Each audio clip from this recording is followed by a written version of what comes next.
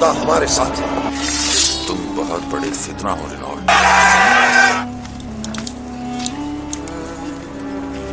शहर कब खाली करोगे?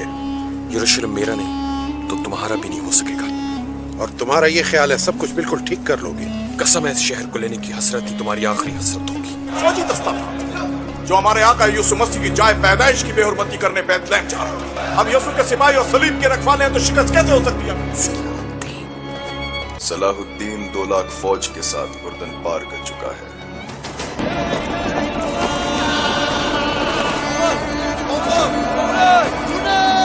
खुदा हमारे साथ है। तुम बहुत बड़े फितना हो रहे हो।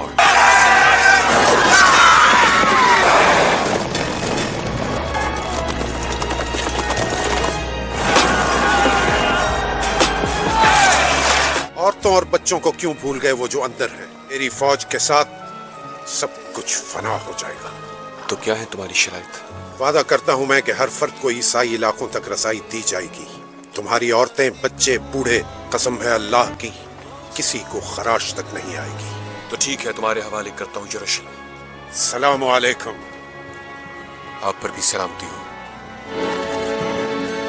अस्सलामु अलैकुम मोहतरम नाज़रीन, इस्लाम का ये हकीकी ड्रामा 23 मार्च 1169 के रोज़ से शुरू होता है, जब सलाहुद्दीन अयूबी को मिस्र का वायसराय और फौज का कमांडर चीफ बनाया गया। उसे इतना बड़ा रुतबा एक तो इसलिए दिया गया कि वो हुक्मरान खानदान का होनहार था, और दूसरा इसलिए कि अवाइले उम्र में ही फन्ने हरबो ज़रब का माहिर हो गया था। सिपाहगिरी विरसे में पाई थी। उसके जहन में हुक्मरानी के मायनी बादशाही नहीं, इस्लाम की पासबानी और कौम की अजमत और फलाह बहबूद थी। उसका जब शऊर बेदार हुआ तो पहली कलिश ये महसूस की कि मुसलमान हुक्मरानों में न सिर्फ ये कि इत्तेहाद नहीं, बल्कि वो एक दूसरे की मदद से भी गुरेज करते थे। वो अय्याश हो गए थे। शराब और औरत ने जहां उनकी जिंदगी रंगीन बना रखी थी, वहां आलमे इस्लाम और खुदा के इस अजीम मजहब का मुस्तकबिल तारीख हो गया था। उन अमीरों, उनके वजीरों और मशीरों के हरम गैर मुस्लिम लड़कियों से भरे हुए थे। ज्यादातर लड़कियां यहूदी और ईसाई थी, जिन्हें खास तरबियत देकर इन हरमों में दाखिल किया गया था। गैर मामूली हुस्न और अदाकारी में कमाल रखने वाली ये लड़कियां मुसलमान हुक्मरानों और सरबराहों के किरदार और कौमी जज्बे को दीमक की तरह खा रही थी। इसका नतीजा ये था कि सलेबी, जिनमें फ्रैंक यानी फरंगी कास्ट ओस्ट काबिले जिक्र हैं, मुसलमानों की सल्तनत के टुकड़े खरब करते जा रहे थे, और बाज मुस्लिम हुक्मरान शाह फ्रैंक को सालाना टैक्स अदा कर रहे थे, जिसकी हैसियत गुंडा टैक्स की सी थी। सलेबी अपनी जंगी कुव्वत के रूप से और छोटे मोटे हमलों से हुक्मरानों को डराते रहते, कुछ इलाके पर कब्जा कर लेते, ताबान और टैक्स वसूल करते थे। उनका ये मकसद था कि आहिस्ता आहिस्ता दुनिया इस्लाम को हड़प कर दिया जाए। मुसलमान हुक्मरान अपनी रियाया का खून चूस कर टैक्स देते रहते थे। उनका मकसद ये था कि उन्हें ऐशो इशरत में परेशान न किया जाए। फिरका परस्ती के बीच भी बो दिए गए थे। उनमें सबसे ज्यादा खतरनाक फिरका हसन बिन सबाह का था, जो सलाहुद्दीन अयूबी की जवानी से 1 सदी पहले मोरज़े मौजूद में आया था। ये मुफाद परस्तों का फिरका था, बेहद खतरनाक और पुरइसरार। ये लोग अपने आप को फिदाई कहलाते थे, जो बाद में हशीशीश के नाम से मशहूर हुए, क्योंकि وہ حشیش نام کی ایک نشاور شے سے دوسروں کو اپنے جال میں پھنساتے تھے۔ صلاح الدین ایوبی نے مدرسے نظام الملک میں تعلیم حاصل کی۔ یاد رہے نظام الملک دنیا اسلام کی ایک سلطنت کے وزیر تھے۔ یہ مدرسہ انہوں نے قائم کیا تھا جس میں اسلامی تعلیم دی جاتی ہے اور بچوں کو اسلامک نظریات اور تاریخ سے محرور کیا جاتا۔ ایک مورخ ابن الاتھر کے مطابق نظام الملک حسن بن صبا کے فتنوں کا پہلا شکار ہوئے تھے کیونکہ وہ رومیوں کی توصیف پسندی کی راہ میں چٹان بنے ہوئے تھے۔ رومیوں نے 1091 میں انہیں فدائیوں کے ہاتھوں قتل کروایا اور ان کا مدرسہ قائم رہا۔ صلاح الدین ایوبی نے وہی تعلیم حاصل کی۔ اسی عمر میں انہوں نے سپاہی گیری کی تربیت بھی حاصل کی۔ نور الدین زنگی نے اسے جنگی چالیں سکھائی، ملک کے انتظامات کے سبق دیے اور ڈپلومیسی میں مہارت دی۔ اس تعلیم و تربیت نے اس کے اندر ایک جذبہ پیدا کر دیا جس نے آگے چل کر اسے صلیبیوں کے لیے بجلی بنا دیا۔ جوانی میں ہی اس نے وہ ذہانت حاصل کر لی تھی جو ایک سالار اعظم کے لیے ضروری ہوتی ہے۔ صلاح الدین ایوبی نے فن حرب و ضرب میں جاسوسی یعنی انٹیلیجنس کمانڈو اور گوریلا آپریشن کو خصوصی اہمیت دی۔ اس نے دیکھ لیا تھا کہ صلیبی جاسوسی کے میدان میں آگے نکل گئے ہیں اور وہ مسلمانوں کے نظریات پر نہایت کارگر حملے کر رہے ہیں۔ صلاح الدین ایوبی نظریات کے محاذ پر لڑنا چاہتا تھا جس میں تلوار استعمال نہیں ہوتی۔ اس کہانی میں آگے چل کر آپ لوگ دیکھیں گے کہ اس کی تلوار کا وار گہرا تو ہوتا ہی تھا، اس کی محبت کا وار اس سے کہیں زیادہ وار کرتا تھا۔ اس کے لیے تحمل اور بردباری کی اہمیت حاصل ہوتی ہے جو اس نے اوائل عمر میں ہی اپنے آپ میں پیدا کر لی تھی۔ اسے جب مصر کا وائسرائے اور کمانڈر ان چیف بنا کر مصر بھیجا گیا تو ان سینئر افسروں نے ہنگامہ برپا کر دیا جو اس عہدے کی آس لگائے بیٹھے ہوئے تھے۔ سلطان صلاح الدین ایوبی نے سب کو سر سے پاؤں تک دیکھا۔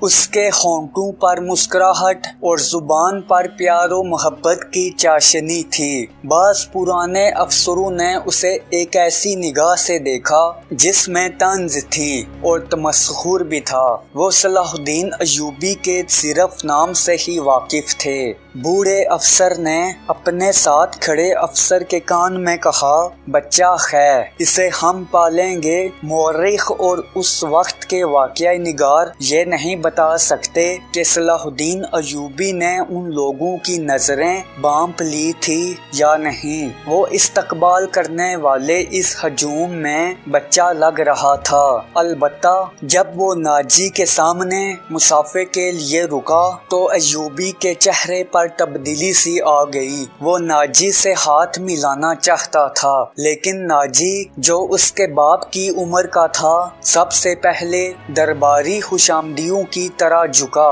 پھر ایوبی سے بلک گیر ہو گیا۔ اس نے ایوبی کی پیشانی چوم کر کہا، میرے خون کا آخری قطرہ بھی تمہاری جان کی حفاظت کے لیے بنے گا۔ تم میرے پاس زنگی اور شرگوں کی امانت ہو۔ میری جان عظمت اسلام سے زیادہ قیمتی نہیں۔ صلاح الدین ایوبی نے ناجی کا ہاتھ چوم کر کہا، محترم، اپنے خون کا ایک ایک قطرہ سنبھال کر رکھیے، صلیبی سیاہ گٹاؤں کے مانند چھا رہے ہیں۔ ناجی جواب میں صرف مسکرایا جیسے صلاح الدین ایوبی نے کوئی لطیفہ سنایا ہو۔ صلاح الدین ایوبی اس تجربے کار سالار کی مسکراہٹ کو غالباً نہیں سمجھ سکا۔ ناجی فاطمی خلافت کا پربردہ سالار تھا۔ وہ مصر میں باڈی گارڈز کا کمانڈر تھا جس کی نفری 50,000 تھی اور ساری کی ساری نفری سوڈانی تھی۔ یہ فوج اس دور کے جدید ہتھیار ہتھیاروں سے مسلح تھی اور یہ فوج ناجی کا ہتھیار بن گئی تھی جس کے زور پر وہ بے تاج بادشاہ بنا بیٹھا تھا۔ وہ سازشوں اور مفاد پرستی کا دور تھا۔ اسلامک دنیا کی مرکزیت ختم ہو چکی تھی۔ صلیبیوں کی بھی نہایت دلکش تقریب کاریاں شروع ہو چکی تھی۔ ضرب پرستی اور طیش کا دورہ تھا۔ جس کے پاس ذرا سی بھی طاقت تھی اسے وہ اپنے اقتدار کے تحفظ کے لیے اور دولت سمیٹنے کے لیے استعمال کرتا تھا۔ سوڈانی باڈی گارڈز، فوج کا کمانڈر ناجی، مصر میں حکمرانوں اور دیگر سربراہ وہاں کے لیے دہشت بنا ہوا تھا۔ اسے اس دور کا بادشاہ ساز کہا جاتا تھا۔ بنانے اور بگاڑنے میں خصوصی مہارت حاصل رکھتا تھا۔ اس نے صلاح الدین ایوبی کو دیکھا تو اس کے چہرے پر بالکل اسی طرح مسکراہٹ آ گئی جس طرح کمزور سے تشریف لائے ہیں۔ پہلے بتیاں بکھیرنی شروع کر دی اور اس کے ساتھ ایوبی نے راستے میں پھولوں کی پتیاں دیکھ کر قدم پیچھے کر لیا۔ ناجی اور اس کا نائب اس کے دائیں بائیں تھے۔ وہ دونوں جھک گئے اور اسے آگے چلنے کی دعوت دی۔ یہ وہ انداز تھا جسے مغل بادشاہوں نے ہندوستان میں رائج کیا تھا۔ صلاح الدین ایوبی پھولوں کی پتیاں مسلنے نہیں آیا۔ ایوبی نے ایسی مسکراہٹ سے کہا جو ان لوگوں نے پہلے کم ہی کسی کے ہونٹوں پر دیکھی ہوگی۔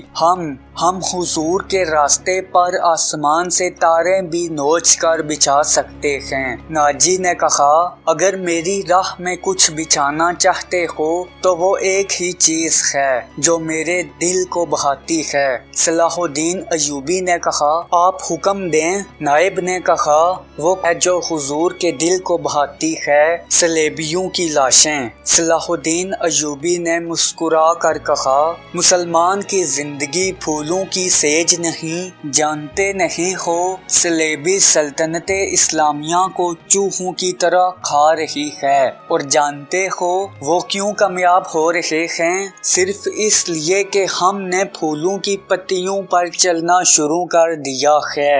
ہم نے اپنی بچیوں کو ننگا کر کے ان کی عصمتیں رونگ ڈالی ہیں۔ پھر صلاح الدین ایوبی نے کہا اٹھا لو یہ پھول، اٹھا لو یہ میرے راستے سے۔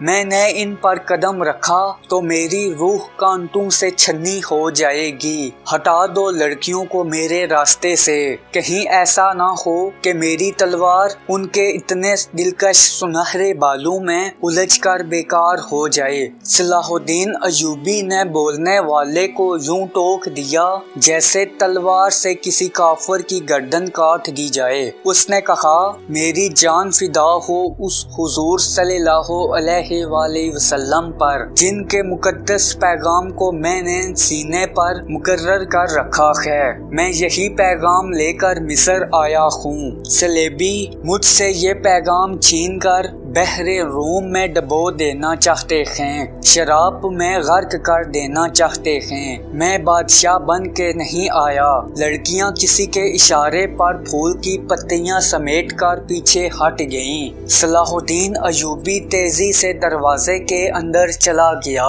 وہاں ایک وسیع کمرہ تھا۔ اس میں ایک لمبی میز رکھی گئی تھی جس پر رنگ برنگی پھول بکھرے ہوئے تھے اور ان کے درمیان روسٹ کیے گئے بکروں کے بڑے بڑے ٹکڑے، سالم مرغ اور نہ جانے کیسے کیسے کھانے سجے ہوئے تھے۔ صلاح الدین ایوبی رک گیا اور اپنے نائب سے پوچھا کیا مصر کا ہر ایک باشندہ اسی قسم کا کھانا کھاتا ہے؟ تو نائب نے کہا نہیں حضور، غریب لوگ تو ایسے کھانے کے خواب بھی نہیں دیکھ سکتے۔ صلاح الدین نے کہا تم سب کس قوم کے فرد ہو؟ کیا ان لوگوں کی قوم الگ ہے جو ایسے کھانے کے خواب بھی نہیں دیکھ سکتے؟ کسی کی طرف سے کوئی جواب نہ سن کر اس نے کہا اس جگہ جس قدر ملازم ہیں اور یہاں جتنے سپاہی ڈیوٹی پر ہیں ان سب کو اندر بلاؤ، یہ کھانا انہیں کھلا دو۔ اس نے لپک کر ایک روٹی اٹھائی، اس پر 2-3 بوٹیاں رکھیں اور کھڑے کھڑے کھانے لگا۔ نہایت تیزی سے پوری روٹی کھا کر پانی پیا اور باڈی گارڈز کے کمانڈر ناجی کو ساتھ لے کر اس کمرے میں چلا گیا جو وائس رائے کا دفتر تھا۔ 2 گھنٹے بعد ناجی باہر نکلا، دوڑ کر اپنے گھوڑے پر سوار ہوا، دوڑ لگائی اور نظروں سے اوجھل ہو گیا۔ ناظرین، آگے کی کہانی آپ کو نیکسٹ ایپیسوڈ میں بتائی جائے گی۔ السلام علیکم محترم ناظرین، اسلام کا یہ حقیقی ڈرامہ 23 مارچ 1169 کے روز سے شروع ہوتا ہے جب صلاح الدین ایوبی کو مصر کا وائس رائے اور فوج کا کمانڈر چیف بنایا گیا۔ اسے اتنا بڑا رتبہ ایک تو اس لیے دیا گیا کہ وہ حکمران خاندان کا ہونہار تھا، اور دوسرا اس لیے کہ اوائل عمر میں ہی فن حرب و ضرب کا ماہر ہو گیا تھا۔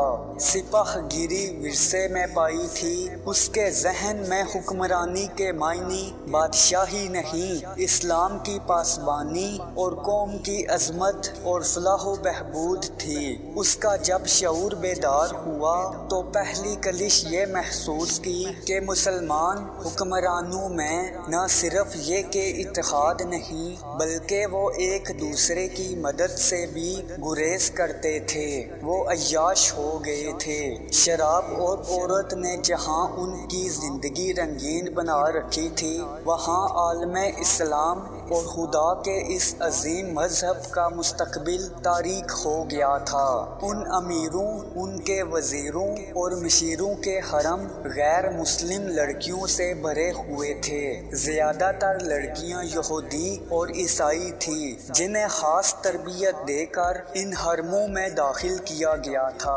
غیر معمولی حسن اور اداکاری میں کمال رکھنے والی یہ لڑکیاں مسلمان حکمرانوں اور سربراہوں کے کردار اور قومی جذبے کو دیمک کی طرح کھا رہی تھی۔ اس کا نتیجہ یہ تھا کہ سلیبی، جن میں فرینک یعنی فرنگی کاسٹ اوسط قابل ذکر ہیں، مسلمانوں کی سلطنت کے ٹکڑے خراب کرتے جا رہے تھے، اور بعض مسلم حکمران شاہ فرینک کو سالانہ ٹیکس ادا کر رہے تھے جس کی حیثیت غنڈہ ٹیکس کی سی تھی۔ سلیبی اپنی جنگی قوت کے روپ سے اور چھوٹے موٹے حملوں سے حکمرانوں کو ڈراتے رہتے، کچھ علاقے پر قبضہ کر لیتے، تابان اور ٹیکس وصول کرتے تھے۔ ان کا یہ مقصد تھا کہ آہستہ آہستہ دنیا اسلام کو حرب کر دیا جائے۔ مسلمان حکمران اپنی رعایا کا خون چوس کر ٹیکس دیتے رہتے تھے۔ ان کا مقصد یہ تھا کہ انہیں عیش و عشرت میں پریشان نہ کیا جائے۔ فرقہ پرستی کے بیچ بھی بو دیے گئے تھے۔ ان میں سب سے زیادہ خطرناک فرقہ حسن بن صبا کا تھا، جو صلاح الدین ایوبی کی جوانی سے 1 صدی پہلے مورز موجود میں آیا تھا۔ یہ مفاد پرستوں کا فرقہ تھا، بے حد خطرناک اور پر اسرار۔ یہ لوگ اپنے آپ کو فدائی کہلاتے تھے، جو بعد میں حشیش کے نام سے مشہور ہوئے، کیونکہ وہ حشیش نام کی ایک نشاور شے سے دوسروں کو اپنے جال میں پھنساتے تھے۔ صلاح الدین ایوبی نے مدرسے نظام الملک میں تعلیم حاصل کی۔ یاد رہے، نظام الملک دنیا اسلام کی ایک سلطنت کے وزیر تھے۔ یہ مدرسہ انہوں نے قائم کیا تھا جس میں اسلامی تعلیم دی جاتی ہے اور بچوں کو اسلامک نظریات اور تاریخ سے محرور کیا جاتا۔ ایک مورخ ابن الاتھر کے مطابق نظام الملک حسن بن صبا کے فتنوں کا پہلا شکار ہوئے تھے، کیونکہ وہ رومیوں کی توصیف پسندی کی راہ میں چٹان بنے ہوئے تھے۔ رومیوں نے 1091 میں انہیں فدائیوں کے ہاتھوں قتل کروایا اور ان کا مدرسہ قائم رہا۔ صلاح الدین ایوبی نے وہی تعلیم حاصل کی۔ اسی عمر میں انہوں نے سپاہی گیری کی تربیت بھی حاصل کی۔ نور الدین زنگی نے اسے جنگی چالیں سکھائی، ملک کے انتظامات کے سبق دیے اور ڈپلومیسی ڈپلومیسی میں مہارت دی۔ اس تعلیم و تربیت نے اس کے اندر ایک جذبہ پیدا کر دیا جس نے آگے چل کر اسے صلیبیوں کے لیے بجلی بنا دیا۔ جوانی میں ہی اس نے وہ ذہانت حاصل کر لی تھی جو ایک سالار اعظم کے لیے ضروری ہوتی ہے۔ صلاح الدین ایوبی نے فن حرب و ضرب میں جاسوسی یعنی انٹیلیجنس کمانڈو اور گوریلا آپریشن کو خصوصی اہمیت دی۔ اس نے دیکھ لیا تھا کہ صلیبی جاسوسی کے میدان میں آگے نکل گئے ہیں اور وہ مسلمانوں کے نظریات پر نہایت کارگر حملے کر رہے ہیں۔ صلاح الدین ایوبی نظریات کے محاذ پر لڑنا چاہتا تھا جس میں تلوار استعمال نہیں ہوتی۔ اس کہانی میں آگے چل کر آپ لوگ دیکھیں گے کہ اس کی تلوار کا وار گہرا تو ہوتا ہی تھا، اس کی محبت کا وار اس سے کہیں زیادہ وار کرتا تھا۔ اس کے لیے تحمل اور بردباری کی اہمیت حاصل ہوتی ہے جو اس نے اوائل عمر میں ہی اپنے آپ میں پیدا کر لی تھی۔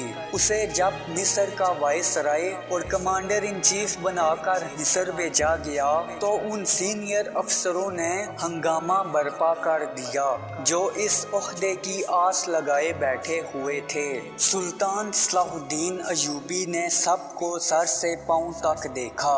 اس کے ہونٹوں پر مسکراہٹ اور زبان پر پیار و محبت کی چاشنی تھی۔ بعض پرانے افسروں نے اسے ایک ایسی نگاہ سے دیکھا جس میں طنز تھی اور تمسخر بھی تھا۔ وہ صلاح الدین ایوبی کے صرف نام سے ہی واقف تھے۔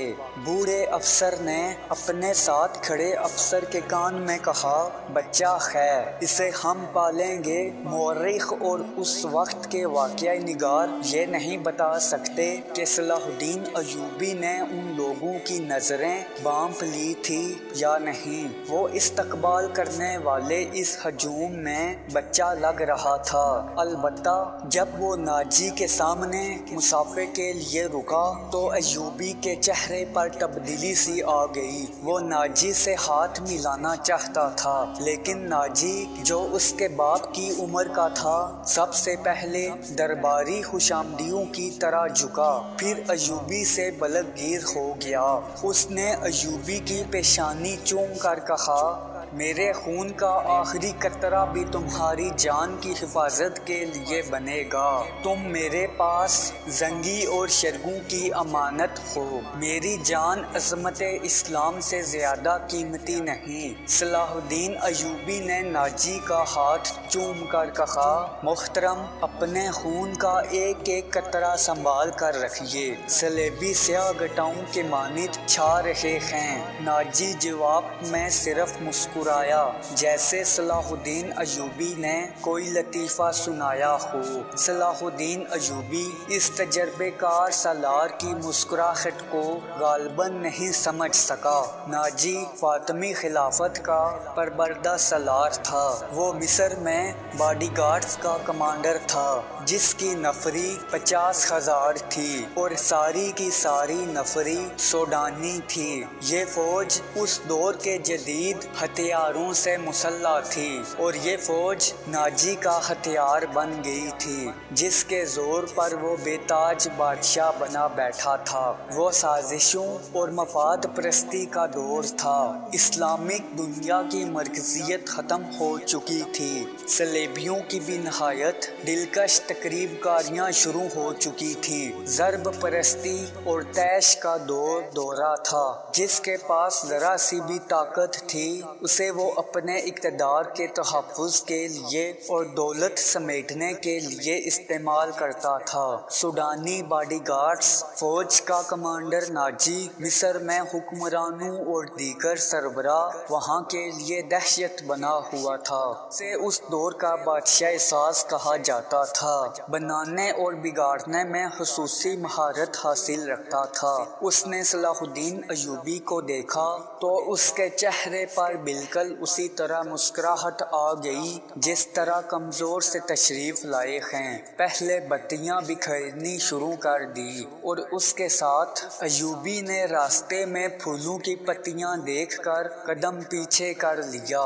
ناجی اور اس کا نائب اس کے دائیں بائیں تھے، وہ دونوں جھک گئے اور اسے آگے چلنے کی دعوت دی۔ یہ وہ انداز تھا جسے مغل بادشاہوں نے ہندوستان میں رائج کیا تھا۔ صلاح الدین ایوبی پھولوں کی پتیاں مسلنے نہیں آیا۔ ایوبی نے ایسی مسکراہٹ سے کہا جو ان لوگوں نے پہلے کم ہی کسی کے ہونٹوں پر دیکھی ہوگی۔ ہم حضور کے راستے پر آسمان سے تارے بھی نوچ کر بچھا سکتے ہیں۔ ناجی نے کہا اگر میری راہ میں کچھ بچھانا چاہتے ہو تو وہ ایک ہی چیز ہے جو میرے دل کو بہاتی ہے۔ صلاح الدین ایوبی نے کہا آپ حکم دیں۔ نائب نے کہا وہ کون سی چیز ہے جو حضور کے دل کو بہاتی ہے؟ صلیبیوں کی لاشیں۔ صلاح الدین ایوبی نے مسکرا کر کہا مسلمان کی زندگی پھولوں کی سیج نہیں، جانتے نہیں ہو صلیبی سلطنت اسلامیہ کو چوہوں کی طرح کھا رہی ہے، اور جانتے ہو وہ کیوں کامیاب ہو رہے ہیں؟ صرف اس لیے کہ ہم نے پھولوں کی پتیوں پر چلنا شروع کر دیا ہے۔ ہم نے اپنی بچیوں کو ننگا کر کے ان کی عصمتیں رونگ ڈالی ہیں۔ پھر صلاح الدین ایوبی نے کہا اٹھا لو یہ پھول، اٹھا لو یہ میرے راستے سے۔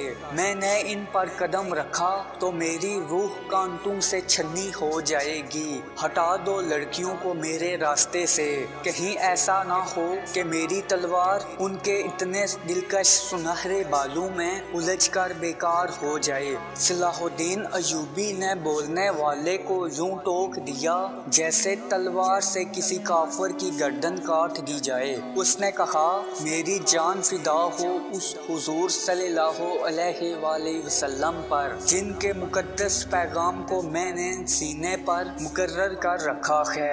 میں یہی پیغام لے کر مصر آیا ہوں۔ صلیبی مجھ سے یہ پیغام چھین کر بحر روم میں ڈبو دینا چاہتے ہیں، شراب میں غرق کر دینا چاہتے ہیں۔ میں بادشاہ بن کے نہیں آیا۔ لڑکیاں کسی کے اشارے پر پھول کی پتیاں سمیٹ کر پیچھے ہٹ گئیں۔ صلاح الدین ایوبی تیزی سے دروازے کے اندر چلا گیا۔ وہاں ایک وسیع کمرہ تھا، اس میں ایک لمبی میز رکھی گئی تھی جس پر رنگ برنگی پھول بکھرے ہوئے تھے اور ان کے درمیان روسٹ کیے گئے بکروں کے بڑے بڑے ٹکڑے، سالم مرغ اور نہ جانے کیسے کیسے کھانے سجے ہوئے تھے۔ صلاح الدین ایوبی رک گیا اور اپنے نائب سے پوچھا کیا مصر کا ہر ایک باشندہ اسی قسم کا کھانا کھاتا ہے؟ تو نائب نے کہا نہیں حضور، غریب لوگ تو ایسے کھانے کے خواب بھی نہیں دیکھ سکتے۔ صلاح الدین نے کہا تم سب کس قوم کے فرد ہو؟ کیا ان لوگوں کی قوم الگ ہے جو ایسے کھانے کے خواب بھی نہیں دیکھ سکتے؟ کسی کی طرف سے کوئی جواب نہ سن کر اس نے کہا اس جگہ جس قدر ملازم ہیں اور یہاں جتنے سپاہی ڈیوٹی پر ہیں ان سب کو اندر بلاؤ، یہ کھانا انہیں کھلا دو۔ اس نے لپک کر ایک روٹی اٹھائی، اس پر 2-3 بوٹیاں رکھی اور کھڑے کھڑے کھانے لگا۔ نہایت تیزی سے پوری روٹی کھا کر پانی پیا اور باڈی گارڈز کے کمانڈر ناجی کو ساتھ لے کر اس کمرے میں چلا گیا جو وائس رائے کا دفتر تھا۔